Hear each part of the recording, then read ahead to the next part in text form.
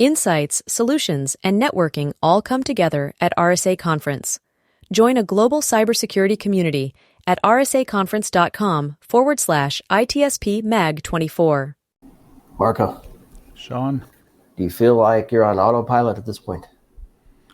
Yeah, because you're driving. So Because I'm driving. You're my autopilot. I am your autopilot. I guess for this conversation, you think it might be a technical conversation, but I challenge you on that. We'll see where this is going to go. I think there's a lot of connection to society here as well. I always find my way in, so don't worry. I know you do that. But I feel very comfortable and chilling as you take me on the highway on these chats on the road to RSA Conference. We're on our way to San Francisco, and we get to talk to some cool people who, I don't know how they do it, but they actually get accepted to speak at RSA Conference. A huge accomplishment. And Jim and Jacob, you both accomplished that. Congratulations and well done. Thanks, Sean. Thanks. It's good to be here. And you each have your own topic, and we decided to do a mashup. I found some sliver of connection, and we're gonna see how well that goes today. I think we're looking at software supply chain and a slice of AI in there, and the connection to software liability, and who's responsible for all this stuff when it goes well and goes wrong, both, I think. Who makes the money and who pays the price. So I'm excited to have this conversation. It's part of our coverage of RSA Conference. We'll share a bit about each of your sessions. Before we do that, I'm going to share a bit about each of you, what you're up to and what's going on. So Jim, we'll start with you. So Sean, Marco, Jacob, great to be with you all this morning. I'm a lecturer at UC Berkeley Law School, and I am also senior policy advisor to the Stanford program on geopolitics, technology, and governance. I always say right up front, I'm a lawyer, I'm not a technologist. I look at these issues from a legal and regulatory standpoint, which is part of the picture. I'm not so myopic as to believe that it's the entire picture, but there is a legal regulatory framework around cybersecurity generally, and I've actually written an entire book trying to make sense of it, because it's a crazy quilt of criminal law and regulatory law, state law, federal law, common law, negligence doctrines going back hundreds of years. And so we're it's the classic case. We're building the airplane in mid-flight, putting together all these pieces of law. Oh crap! We forgot the wheels. We'll figure that out later. It's a pleasure to have you on, Jim. I'm excited for your perspective, and I'll do it now. I'll invite you back to chat about your book at some point. Oh yeah, absolutely. Love to do that. Love that. Jacob, what are you up to?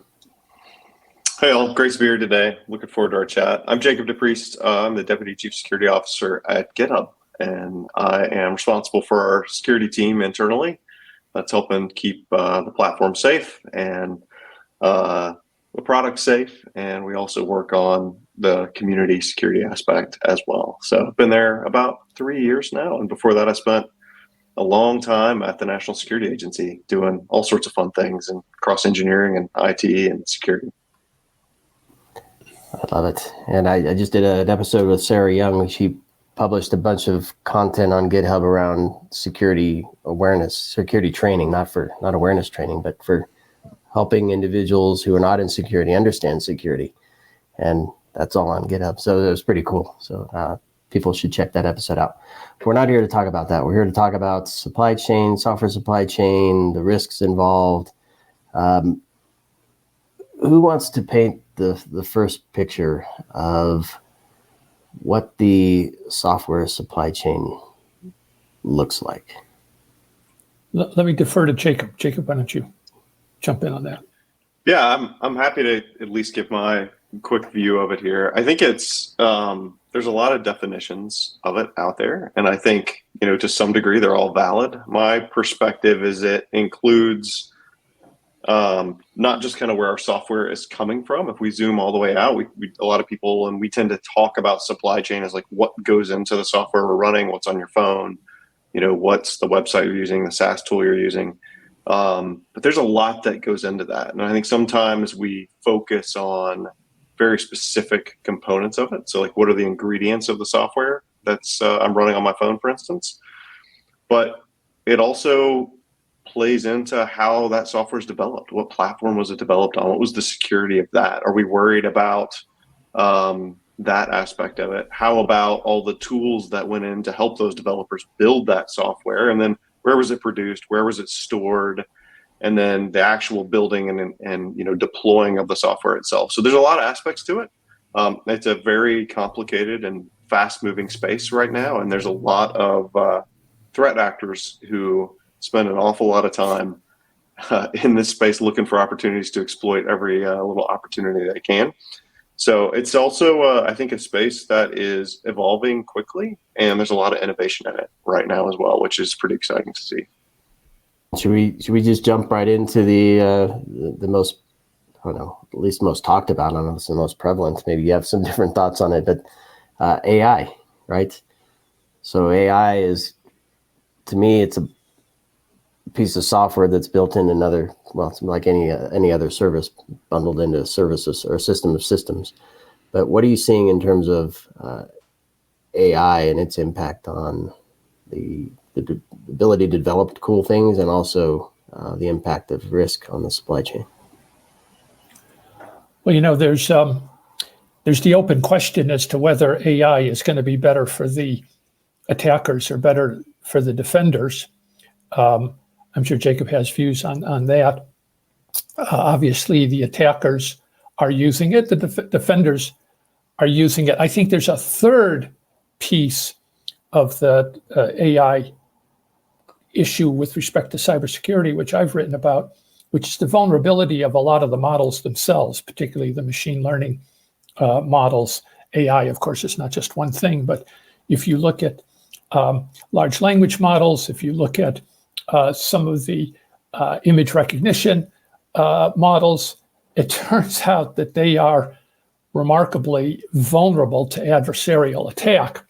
And putting this in the context of supply chain, since ChatGPT sort of took over the public imagination now a year and a half ago, a lot of companies have rushed forward to adopt AI. I think that hype cycle may be sort of on the downslope now, but a lot of companies rushed to get an AI play into their mix. And I think they may have taken on risk, a vulnerability that they didn't appreciate, namely the fact that these models that they were incorporating were vulnerable to adversarial attack. They could be compromised, information could be leaked, outputs could be perverted. And so in a way, AI is a supply chain issue. How is it trained? Where did it come from? Who did the training? What was the training data? Is there a possibility that the training data itself had been polluted or poisoned? So, you may be able to use AI to solve part of that problem, but people do need to be acutely aware and look upon AI as they would look on any other software supply chain issue and ask all the questions that Jacob was referring to.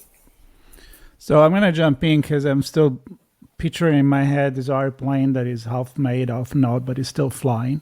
And I feel like this is technology in general. I mean, maybe cybersecurity even more, but technology in general. You launch a product and then you improve it, and as you go. But there is a moment that you say, well, it's at least I know it's going to fly.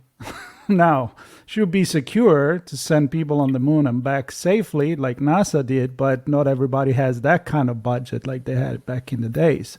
So my point is, this is not really about getting to a final point where the airplane is finished, but I think it's how do you keep the guardrail or the regulations so that as you keep building this airplane, things are safe enough. And this is, I guess, a question for both of you.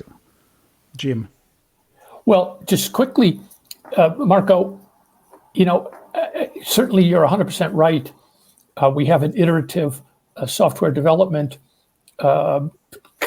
foundation. I mean, the foundational concept of software development is iterative, but the downside of that is Patch Tuesday, which is every single second Tuesday of every single month for the last umpteen years.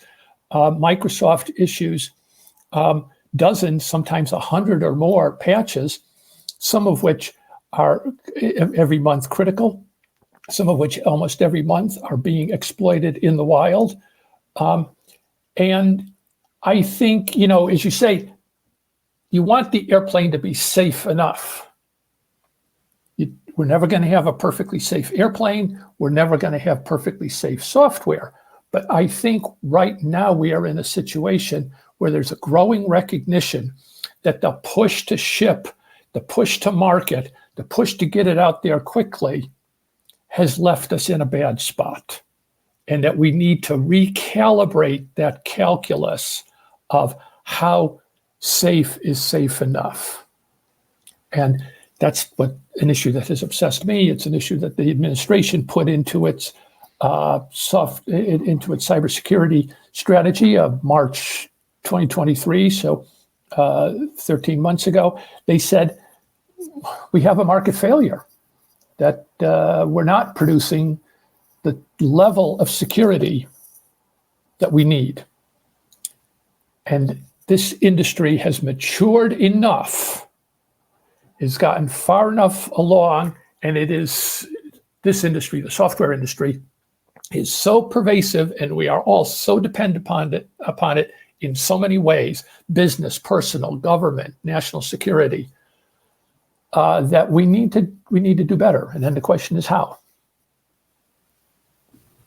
And Jacob, your thoughts on this? So back in the day, I used to sling code and run products through the delivery process, and a big part of it for me was driven by user stories, right? What are the outcomes we want to achieve? How do we ensure that the software does that, and hopefully not something that we didn't expect it to do? Typically looked at from a defect perspective. Eventually, the industry got around, well, what does it look like from a security and risk perspective? But because when we're talking about software supply chain now, where we're pulling services from other areas, we're leveraging open source, we're delivering on a daily, sometimes an hourly basis for large organizations that I can think of. How do engineers kind of grapple with, I need to write this line of code balanced with, I need to ensure that all those use cases and user stories and workflows and everything are safe, and that I'm not introducing something bad into the mix here? Yeah, no, it's a great question. And I think, for me, it starts with the developer, as do most things, because I think we sometimes focus on the end result of deployed software and, the edges of this. But ultimately, it comes down to how easy are we as an industry making this for developers to do the right thing, to ship software securely out of the gate, to understand what the risks are and build against those. And, to date, that's still been a challenge, right? There's a lot of capabilities out there to help developers, but it often involves breaking flow, going out into another tool, looking at results, and there's this pressure to ship. And so is everybody doing that? And how do you layer that on top? And so I think, while we were kind of talking about AI as part of the supply chain, I do think, like any technology, it is part of the supply chain. We, as security practitioners or leaders or anywhere in the industry, have to become fluent in the risks there, just like we would any other technology that our teams are using. I also think it's an opportunity for us to shift some of these security conversations back to where the developers are doing work, right? And so being able to have a chat window open in your editor, for us, we use GitHub Copilot, is a way to have some of those security conversations in real time as you're coding that today require a very significant, and many or previously required a significant break and flow, and having to get back out and then come back in. And, developers weren't incentivized necessarily to do that. And then I think you layer on top of that some of the other integrations of are we making it easier or harder to sign software, to ship software, to validate where software came from? Are we curious about the build instructions that went into a piece of software, right? How as an industry are making those things easier? I mean, SBOM is sort of step one in some of these conversations, the software bill of materials. But just kind of knowing what's in there still doesn't necessarily tell us how it was built, what service was it built on, what was the exact branch of the code that went into that. And these are all things I think we as an industry are increasingly realizing are important to also factor in alongside with what the developers are building. So it kind of spans that whole side of the spectrum for me. Right. Let's get into the specific talk that you guys are going to have, RSA Conference. Jim, start with you. I think you're focusing on the software liability and how things are changing. So what can people expect from your... Yes, so we're going to have a session on this question of how can we use the law to change the current practice to incentivize the building of more secure software. And we're going to be taking as our starting point this provision in the administration cybersecurity strategy, where they said it is now time to shift liability to the parties in the best position to do something about it, which is the final developers, compilers, assemblers of software. Currently, all of the major developers of software disavow liability for their for any harm that might result as a result of a failure or a security flaw in their product. The license terms all say there's no warranty, there's no liability. Even if we knew that the disclaimers explicitly say, even if we knew about the flaw or even if we knew about the risk of loss, we, the developer, are not responsible. And that's a little bit where the automobile industry was literally 100 years ago. It's remarkable, the parallels. Buick Motor Company in a famous case said, well, look, we just assemble the car. We get the tires from somebody else, and we get the brakes from somebody else. And we go out and grab from, this library or that supplier. And we're not responsible for the tires because we just grabbed them out of the library. And the courts back then finally said, 1918, famous case, no, wait a minute now. You are the final developer of the automobile. You are the one in the best position to look at all of these pieces, all of these components, and to assess how they work. You can't avoid liability for the product you develop and any flaw in it and any resulting harm. And the theory is, okay, is it time, or the question really is it time to start applying similar concepts to software development? And basically, it would take legislation. This is a long-term project here. This is not something you can snap your fingers, or the president can't make this happen by himself.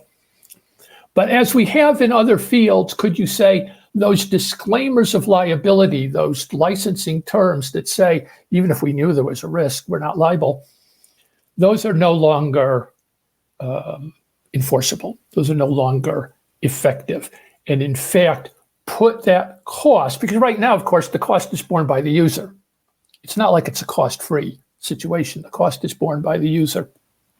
Can we start pushing some of that cost back upstream to the developer? Tons and tons of issues. What do you do about open source? What do you do if the user, in fact, was negligent because they reconfigured the software or changed the settings on it? What about the impact on innovation? Lots and lots of issues. But it's time to start that debate. That's sort of the premise of my session. I love it. And it's funny, the time, I can recall about 10 years ago when we founded ITSP Magazine, one of the first conversations I had was on software warranties with Jeremiah Grossman, then from White Hat Security. He was on a big push to make this happen. We're still talking about it. Oh, yeah, no, people have been talking about this for not 10 years, probably for 20 years. But this is the first time last year in March with the Biden administration, the first time any White House has ever taken on this issue. This has been called the third rail of cybersecurity policy. You touch it and you die. People have just, in Washington at least, it's been written about in academic journals. People have talked about it theoretically, but man, no one has wanted to really get into the nitty gritty on this. And to their credit, this administration said it's time. It is time. And I think legislation or not, typically we turn to the law because entities aren't doing the right thing to begin with. But I think there's an opportunity for organizations to do the right thing, or they'll be called out on it. I can't remember if it was an airline that had some bot running that offered some discount that they then had to honor for all their customers. That's right. So ultimately, like you said, it's going to come back. I think at that point, that particular company paid the price, and the consumer didn't pay the price for that flaw, we'll say, in that business process using that technology. So I'm going to go to Jacob. Let's kind of focus in on your talk, where you're looking at attacks specifically, I think, in your talk, but it doesn't necessarily have to be a software attack. It could be a logic attack, right, as well, perhaps. I don't know. Do you look into any of that as part of what you're talking about at the conference? I mean, we definitely talk about some of that. I'll say before we kind of dig into that, although it's related, like I'm excited to go to Jim's talk when I'm at RSA as well. I think, it's clear, like we sit in sort of this central point at GitHub and in the center of like the software ecosystem in many ways. And so like recognizing that cyber attacks, threat actors don't recognize like roles, corporations, national boundaries, none of that stuff, right? But then we have all these things that Jim was talking about to layer on top of that. And so I think, to drive this is we're going to all have to work together on this. And so I'm excited to hear more about that conversation because we all play a role in that.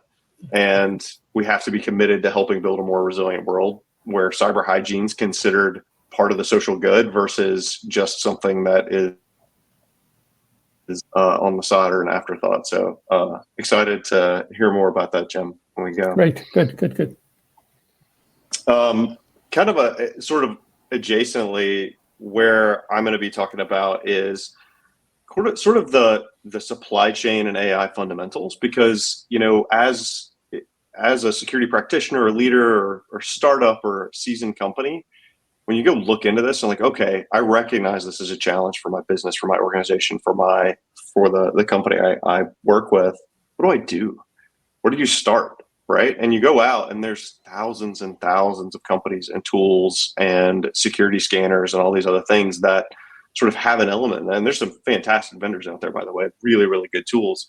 But it can be a bit of a daunting task to think about where do we go from there? And then you add AI into it and you think about, I think somebody brought it up earlier, how threat actors are using AI, how we should use AI to defend against threat actors. How does that mesh with software development? How do all these things fit together? And then, okay, at the end of the day, like, what are the three things I should actually go think about doing if I really want to make an impact for my company, for this broader social good conversation, whatever the case may be? It depends on where an organization kind of sits in the ecosystem, I think.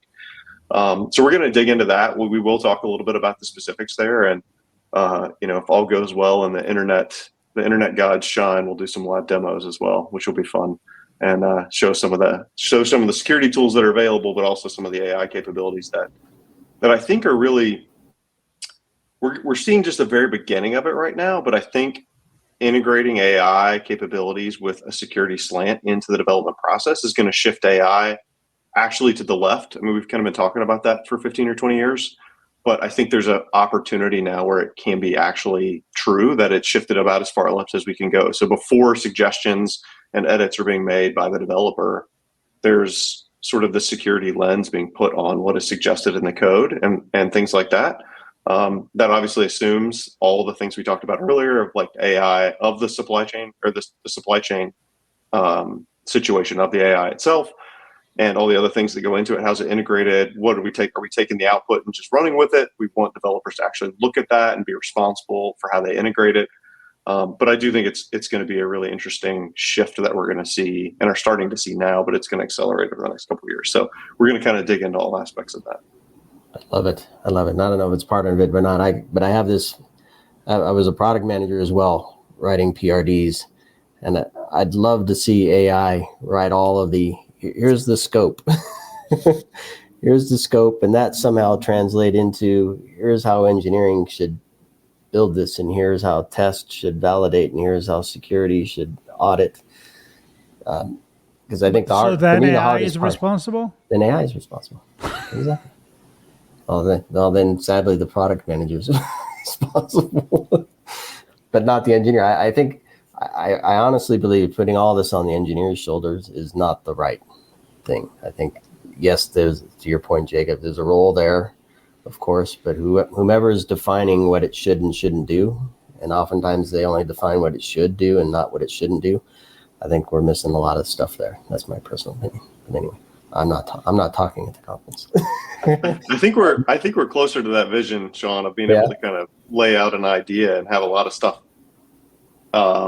kind of sketched out, the scaffolding pulled together through AI assistance. Then I think we're actually pretty close. But I think the key here is, like, does that mean we need less people with these skill sets? And I don't think that's true. I think we actually are now going to lean into the skill sets that these folks went to school or trained for years and spent nights and weekends on hobby projects that, oftentimes if they're doing kind of rote, repetitive tasks, they're not leaning into that. Well, instead, if we can speed up the kind of the scaffolding part of this, they can spend time on the harder problems, whether that's a product manager or an engineer or developer, security person. Like my security team, I would love them to spend more time on the kind of meaningful security outcome work and less on repetitive tasks. And I think we're starting to see that happen with the adoption of some of these AI tools. Yeah. And my opinion, I didn't see anybody going, just becoming more capable and scalable.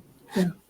That's related to one of the issues we're going to be talking about in my session, which is, if you do think about liability, if one of the things you're going to have to do is define the standard of care. As Marco raised initially with the airplane, how good is good enough? How secure is secure enough? And how do you measure that? How do you define that? And there are two schools of thought in the debate now. One is you define it by product feature. The other is you define it by the development process. NIST has issued a secure software development framework. It's not suitable for legal application because it's too high level and generic, but it talks about the process of software development. And that's one approach to thinking about if you're going to have a liability regime. How good was your process? The other approach, which is one I favor, I still have not 100% made up my mind on this, and I'm eager for any and all input. The other approach is to look at features, to look at the actual product features, the outcome. And to my mind, there are certain defects. In fact, NIST and, not NIST, but CISA, the Cybersecurity and Infrastructure Security Agency, and MITRE Corp, which is government-funded contractor, compile a list of exploited vulnerabilities, and they rank the top most exploited software vulnerabilities. And year after year, the same kinds of flaws, the same kinds of features, buffer overflow, path traversal,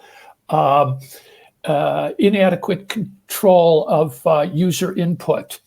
Time and again, these same errors are occurring in software. These same bugs or features, these same vulnerabilities emerge. And what I'm proposing is let's have the really stupid stuff category of things and focus the liability there. And maybe over time we raise that floor. But I don't know what you guys think. I'm eager to hear what people at RSA think about this. Do we define liability by your process, or do we define liability by your outcome? Impact. Impact. I don't know. Jim, you said you're not an engineer. I'm not a lawyer, so I don't necessarily know about the liability part of it. But when I think about the security aspect of it, I think it's a bit of both when I think about like how to defend what our teams build. So it's important for me that we have solid processes in place that when our engineers are going to go ship a production service, it's been through code scanning to look for known vulnerabilities. Like, we have our dependencies up to date. We've made sure there's no secrets in code. Like, those things are, to me, sort of table stakes for what we're doing. But at the end of the day, just because you've checked all those boxes doesn't necessarily mean you're resilient against all the attacks that might be outlined in, like, the MITRE attack framework, for instance. And so then we need to have these kind of other things that are in place. So maybe safe guardrails from cloud providers or our configuration systems, and tests against what is produced, so that we know, like, okay, we actually did all the right things, but the weird combination of the resulting output has this flaw or this vulnerability in it. And so we kind of think about it both ways, I think, to try and integrate the two together. Yeah, and you may be right on that. I think that maybe a hybrid approach is the correct one ultimately. Yeah. It's always hybrid. Never one sided. The truth is always in the middle. Exactly. No. That's a truism. So. Yes. You know what else is true? These are two amazing sessions that I'm excited to. I'm going to pop in for sure. Exactly. So Jim's is cybersecurity's next legal and policy frontier, software liability. It's Monday, May 6th, 8:30 in the morning. And where are you? You're trying to figure out where. I don't even know yet. I am going to. I'm going to raffle off 3 free copies of my book. We'll have a little fishbowl at the front of the room, just to get people there at 8:30 in the morning. And Bruce Schneier, who many of you know and is sort of a legend in the RSA and cybersecurity world, Bruce is going to bring a couple copies of his book, and we'll raffle those off too. It'll be 8:30 in the morning on the first day, so we got to have some other way to get people in the door. Well, that's a bonus. Croissant, please bring. I think the topic is enough for me. That's all right. Good. Always good to have the read. Yeah. So so Monday the 6th, 8:30. And then also the 6th at 2:20, also TBD on location, is Jacob's session, which is AI, the software supply chain, and other not so puzzling pieces. So not back to back. You have time to walk from one to the other. Go see Jim, then on to Jacob, and chat with both of them. Seriously, this is an important topic, which is why we brought it here to include as part of our coverage. And I'm thrilled that this mashup worked. Jim and Jacob, appreciate you guys both joining. Marco, good to have you on as well, of course, as we continue our chats on the road to RSA. Yep, just so you know, I have no responsibility. I know, you tell me that all the time. Thanks for having us. This was fascinating. I love to keep having this conversation more on a societal perspective as well. So more to come for sure. But for now, everybody need to show up to the sessions and follow us with many more conversation chats on the road before we get to RSA Conference, and then a ton of content that we're going to create. I'm not right sleeping there, that week. Broadcast alley, in the corridor, in the garden, wherever we got the mics and we know how to use it. So, thank you, everybody. Thank you, guys. Great. Thank you all. Buon fine settimana. Marco. Grazie. La prossima in italiano allora, Jim. Cordiali saluti. Sto imparando. Benissimo. Ciao. Ciao. Insights, solutions, and networking all come together at RSA Conference. Join a global cybersecurity community at rsaconference.com/ITSP Mag 24.